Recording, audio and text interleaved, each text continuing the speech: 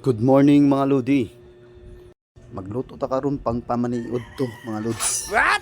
Magpabukal itag munggos para mohumok mintras magpabukal ta, magwahiwat tag mga lamas dire. Manglungkab din ta sa kaban dayon kay dagan man yung mga lamas dire tiraguan sa itong mga paris. Unas tanan na kalabasa dire, sibuyas, garlic, pichay, uguban pa na ato pa po nagmais. Yan na pay ko andre nga kalang iro day. Na iro dire. Kaon jud maayo pichi para kami sa sunod. Balik ta sa atong prepare nato. Ready ta sa atong gitanom na malunggay. For healthy ba? Iwas sa mga sakit-sakit. Sige nga on ta ininom tao na tay mga gulay-gula sa pangpatambal sa atong kuha nato. Sa atong mga kinao na to nya toxic ba. Siya man magtanom jud ta para natay maani. Nang ani.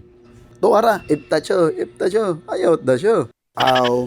Kabukalan dahil og kuan oy pukog sa baboy to ara mintras sa pabukal patag kanang pukog sa baboy maginahinay tagugas dili na to ipakita na prepare dayon usara ka idlap sa mata ay prepare na yung mga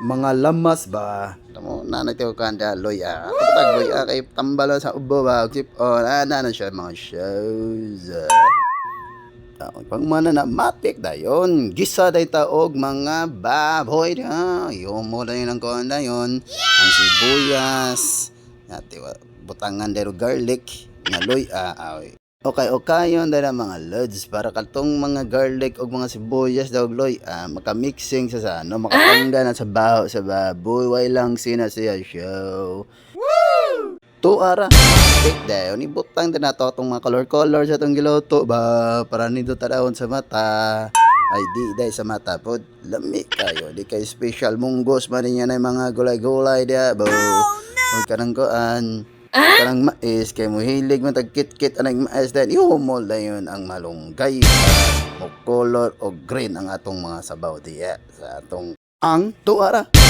kanon pagluto sa atong sudan na to, luto dahil na ng kanon. Matik na. Sabay ra kayo. Initanan lami na kayo. Di siya mga show. Na siya mga lodi. Bukalan yun. Tara, luto na siya. Matik na. Usara ka idlap sa yung mata. Luto na yun.